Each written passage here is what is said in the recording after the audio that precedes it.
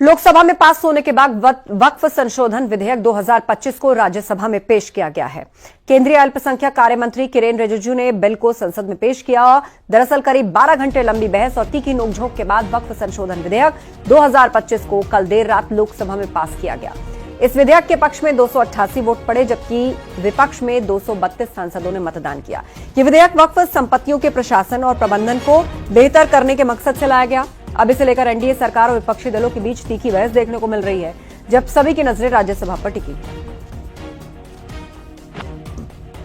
हम लोग ने संरक्षण भी दिया है कि वक्फ बाय यूजर में जो वक्फ प्रॉपर्टी ऑलरेडी रजिस्टर्ड है, जो सेटल्ड केस है, हम उसको रेट्रोस्पेक्टिव जाकर के उसको हम छेड़छाड़ नहीं करेंगे।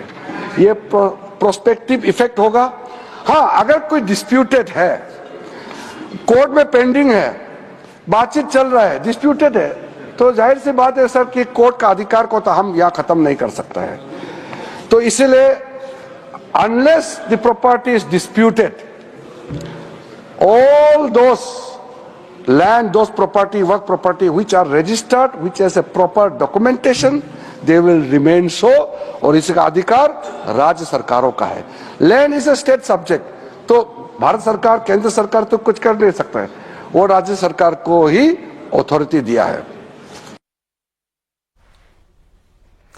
वक्फ संशोधन बिल पर राज्यसभा में चर्चा जारी है और इस बिल पर चर्चा से पहले राज्यसभा में उस वक्त हंगामा हुआ जब मल्लिकार्जुन खड़गे ने लोकसभा में अनुराग ठाकुर के बयान को उठाया। खड़गे ने कहा, मुझ पर लगे सभी आरोप गलत, मुझ पर लगे आरोप अनुराग ठाकुर साबित करें। कल लोकसभा में अनुराग ठाकुर ने खड़गे पर सवाल उठाए थे, आरोप लगाए थे, जिसके बाद में संसद के रिकॉर्ड से उसे हटा दिया गया है। Yesterday, completely false and baseless charges were hurled at me in the Lok Sabha by Shri Anurag Thakur. When he was challenged by my colleagues, he was compelled to withdraw his defamatory remarks. But the damage has been done. All medias have carried. Social medias are also spreading it.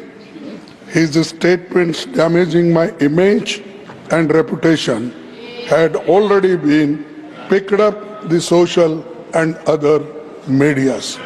If Sri Thakur cannot prove his allegation, he has no right be in parliament. He should resign. I seek, and if it is proved, I will resign. इससे पहले लोकसभा में चीन के मुद्दे पर राहुल गांधी ने सरकार पर हमला बोला। राहुल ने कहा कि चीन की कब्जाई जमीन वापस मिलनी चाहिए। राहुल ने सवाल पूछा कि भारत की जमीन पर चीन का कब्जा क्यों है।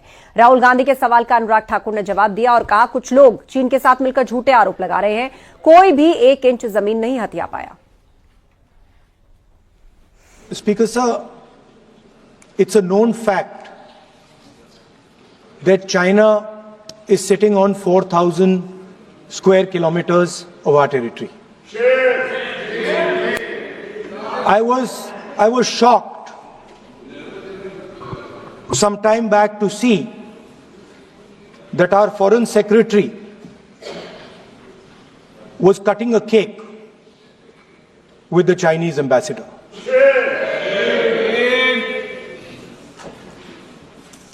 The question is, what exactly is happening to this territory? 4000 kilometre हैं, 4000 किलोमीटर चाइना ने ले लिए हैं और हमारे फॉरेन सेक्रेटरी उनके एम्बेसडर के साथ केक काट रहे हैं। कौन सी मजबूरी थी जब एक्साइज चीन का एरिया किसके समय वो चीन ने हथिया लिया? किसकी सरकार थी? कब हिंदू चीनी भाई भाई कहते रहे और पीठ पे छुरा घोंपने का काम किया था? किसकी सरकार थी? कौन वो नेता थे जो डोकलाम की घटना के समय चाइना के अधिकारियों के साथ चाइनीज सूप पीते रहे और सेना के जवानों के साथ जाकर खड़े नहीं हुए? वो कौन सी फाउंडेशन है जिसके चाइना के अधिकारियों से पैसा लिया गया और आज तक जवाब नहीं दिया गया? क्या राजीव गांधी फाउंडेशन ने वो पैसा लिया था? तो क्यों पैसा लिया था? किस काम के लिए पैसा लिया था? आज मोदी जी की सरकार में हम ये कह सकते हैं, डोकलाम की घटना के समय भी मुंह तोड़ जवाब दिया तो भारत की सेना के जवानों ने चीन के सैनिकों को दिया है। प्रधानमंत्री जी स्वयं सीमा पर भी गए, सेना का मनोबल बढ़ाया। रक्षा मंत्री जी गए, 1 इंच जमीन भी भारत की कोई नहीं हथिया पाया तो भारत की सेना ने वो करके दिखाया, तो मोदी सरकार में करके दिखाया है। कुछ लोग चीन के साथ मिलकर झूठे आरोप लगाते हैं और अपनी राजनीतिक रोटियां सेकते हैं। ये केवल राजनीति करते हैं, इनको कुछ नहीं मिलने वाला। इनको